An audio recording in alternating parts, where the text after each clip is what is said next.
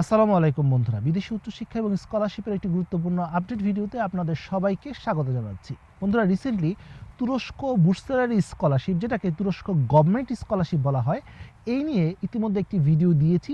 সেখানে এর সুবিধা অসুবিধাগুলো, কিভাবে আবেদন করবেন, আবেদন করার ন্যূনতম যোগ্যতা এবং অন্যান্য টুকিটাকি যে গুরুত্বপূর্ণ যে বিষয়গুলো রয়েছে সেগুলো নিয়ে একটি ভিডিও দিয়েছি। এটা কিন্তু অলরেডি আমার ফেসবুক পেজেও রয়েছে এবং ইউটিউব চ্যানেলেও রয়েছে। বন্ধুরা, ভিডিওটি পাবলিশ করার পর আপনারা অনেকেই তুরস্কের বুর্সারি স্কলারশিপ নিয়ে প্রশ্ন জিজ্ঞেস করেছেন এবং প্রশ্নগুলি খুবই গুরুত্বপূর্ণ, কারণ এই প্রশ্নগুলো জানা থাকলে আবেদন করাটা সহজ হয়ে যাবে। যাই হোক, প্রথম যে প্রশ্নটি অনেকেই করেছেন যে ভাইয়া, তুরস্কের বুর্সারি স্কলারশিপে আবেদন করার ন্যূনতম যোগ্যতাটি কি রয়েছে। বন্ধুরা, দুটি গুরুত্বপূর্ণ যোগ্যতা রয়েছে, একটি হচ্ছে জিপিএ যোগ্যতা আর একটি হচ্ছে বয়সের যোগ্যতা।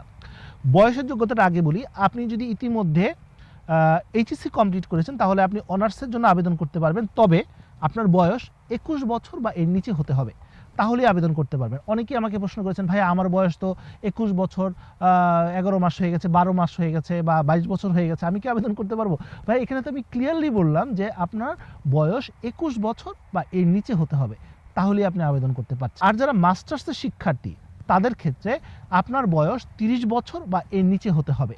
আপনি যদি পিএইচডিতে আবেদন করতে চান তাহলে আপনার বয়স 35 বছর বা এর নিচে হতে হবে।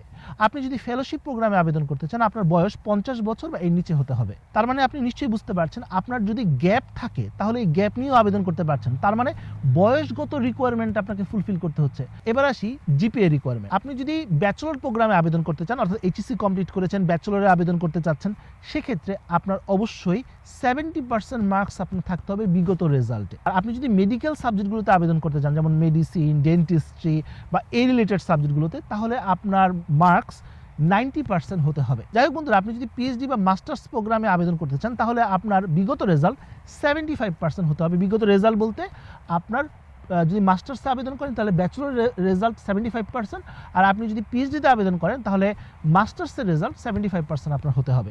আশা করি এতটুকু ক্লিয়ার। এরপরে যে প্রশ্নটি অনেকেই করেছেন, ভাই আমি গ্যাপ নিয়ে আবেদন করতে পারবো? কিছুক্ষণ আগেই তো বললাম যে আপনার বয়সগত রিকোয়ারমেন্ট যদি আপনি ফুলফিল করে থাকেন তাহলে গ্যাপ নিয়েও আবেদন করতে পারবেন, কোনো সমস্যা নেই। অনেকেই এই প্রশ্নটাও করেন, ভাইয়া আমার তো গ্যাপ হয়ে গেছে, এখন যে রেগুলার স্টুডেন্ট তাকে বেশি প্রাধান্য দেওয়া হবে নাকি আমাকে বেশি প্রাধান্য দেওয়া হবে, কারণ আমার তো গ্যাপ রয়েছে।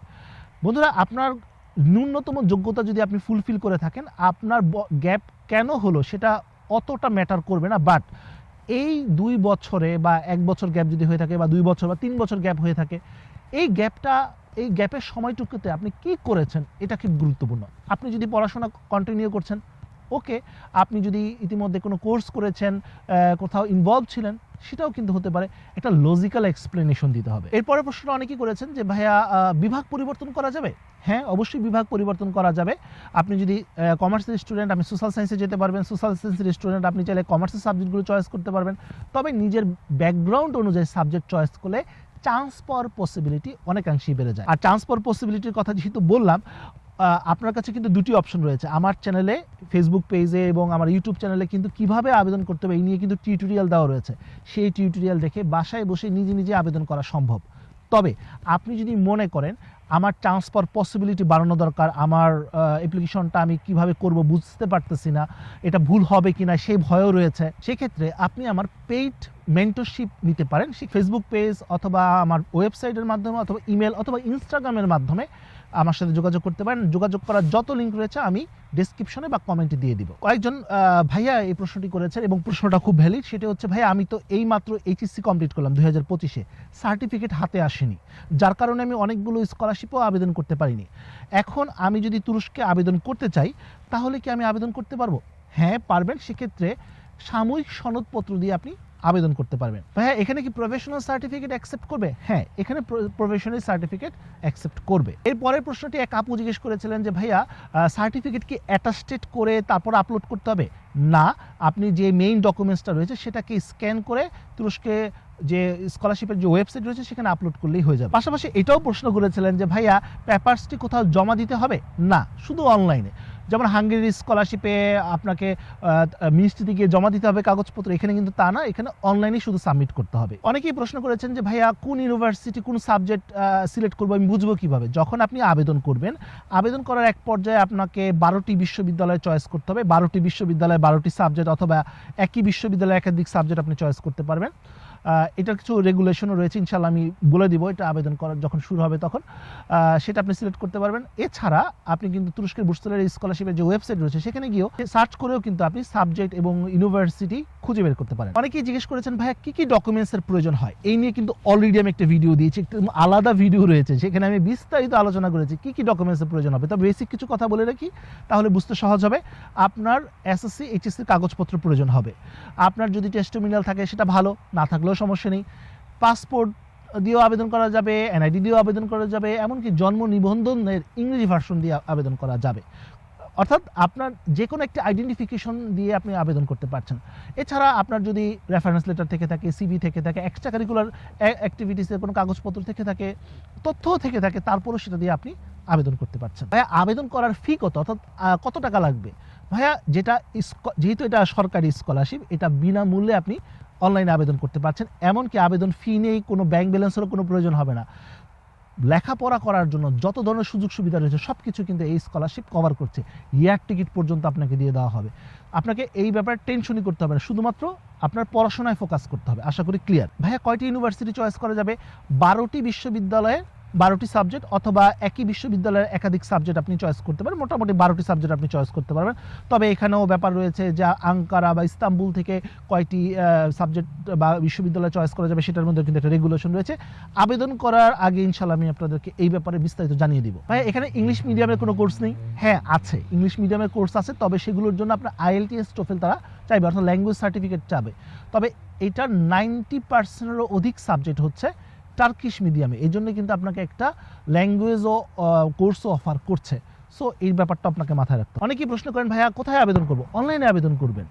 কোথাও কাগজ জমা দিতে হবে না, শুধু অনলাইনে আবেদন করলেই চলবে। অনলাইনে কাগজপত্র আপলোড করবেন, আপনার বেসিক ইনফরমেশনগুলো দিবেন, so university selection, subject selection করবেন, আপনার আবেদন হয়ে যাবে। অনেকেই প্রশ্ন করেন যে ভাইয়া আমার জিপিএ এত, আমি এত সালে পাশ করেছি, আমি কি এই স্কলারশিপটি পাবো? ভাইয়া এই প্রশ্নের জবাব আমি কেন, কেউই দিতে পারবে না। কারণ আপনি চান্স পাওয়া না পাওয়া অনেক কিছুর উপর নির্ভর করে। কতজন শিক্ষার্থী আবেদন করছে, তাদের জিপিএ কত, মার্কস কত, কে কোন বিশ্ববিদ্যালয় চয়েস করেছে, কার মোটিভেশন লেটার কেমন, এটা কিন্তু আমরা কেউই জানি না। আপনিও জানেন না, আমিও জানি না। ইভেন আপনার ফ্রেন্ড একসাথে আবেদন করতেছেন, হয়তোবা আপনি তারটাও জানেন না। তাই এটা বলা খুবই কঠিন যে আপনার সম্ভাবনা এখানে কতটুকু। অনেক সময় খুব ভালো জিপিএ প্রাপ্ত শিক্ষার্থীরা ভালো প্রোফাইল নিয়েও সিলেক্টেড হন না। আবার অনেকে একটা মোটামুটি জিপিএ নিয়ে ন্যূনতম যোগ্যতা অর্জন করেছেন, এক্সট্রা কারিকুলার অ্যাক্টিভিটিস ভালো একটি পারফেক্ট সঠিকভাবে আবেদনটা সাবমিট করেছেন, তার কিন্তু চান্স হয়ে যেতে পারে।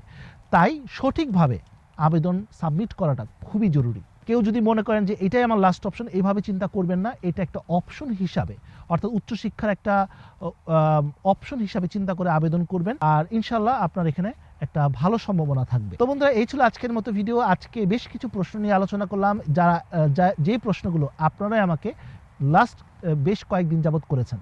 আশা করি অনেকের এই কনফিউশনগুলো দূর হয়েছে। তারপরেও যদি কোনো কোয়েশ্চেন থাকে আপনারা কমেন্টে করতে পারেন। আর আপনি যদি আমার ইউটিউব চ্যানেলটি দেখে থাকেন তাহলে সাবস্ক্রাইব করার এবং সাবস্ক্রাইব করে বেল আইকনটি প্রেস করার অনুরোধ করছি। আমার চ্যানেলে প্রতিনিয়ত কিন্তু স্কলারশিপের ব্যাপারে আমি আপডেট দিচ্ছি, তাহলে কিন্তু আপডেটগুলো মিস হয়ে যাবে, পরবর্তীতে কিন্তু আপনি হয়তোবা বিপদে পড়ে যেতে পারেন।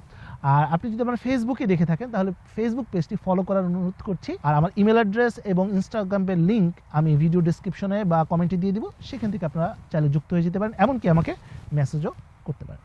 তো বন্ধুরা আজ এ পর্যন্ত, সবাই ভালো থাকুন, সুস্থ থাকুন, দেখা হবে আগামী কোনো ভিডিওতে। সে পর্যন্ত আল্লাহ হাফেজ।